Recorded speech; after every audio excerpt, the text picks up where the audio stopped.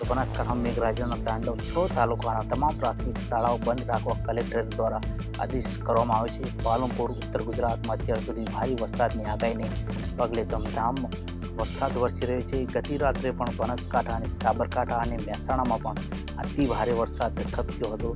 આજે પણ બનાસકાંઠા અને સાબરકાંઠામાં ભારે વરસાદની આગાહી કરવામાં આવી છે। રાત્રે આવેલો ધમધામ વરસાદને કારણે પાલનપુર, દંતીવાડા, વડગામ, ડીસા અને ધાનેરામાં પણ અનેક જગ્યાએ વરસાદી નીચાણવાળા પાણી ભરાયેલું હતું। મોટાભાગના વિસ્તાર વરસાદથી પ્રભાવિત હોવાને કારણે બનાસકાંઠામાં શાળાઓ બંધ રાખવાનો નિર્ણય લેવામાં આવ્યો છે।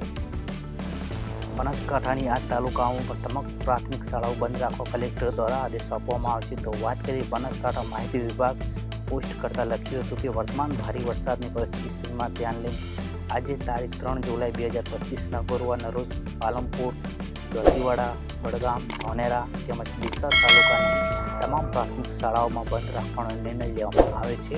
નોંધનીય છે કે બનાસકાંઠા જિલ્લા કલેક્ટર દ્વારા સાવચેત ભાગરૂપે નિર્ણય લેવામાં આવે છે। ભારે વરસાદને કારણે અનેક વિસ્તારમાં પાણી ભરાયેલા છે। એવી સ્થિતિમાં જે બાળક શાળાઓ બોલાવવામાં પણ જોખમી સાબિત થઈ શકે છે।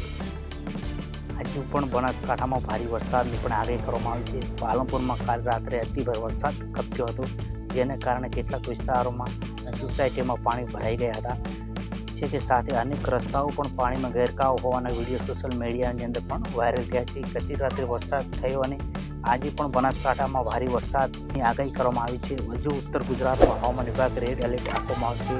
રટ્ટી ચેનલ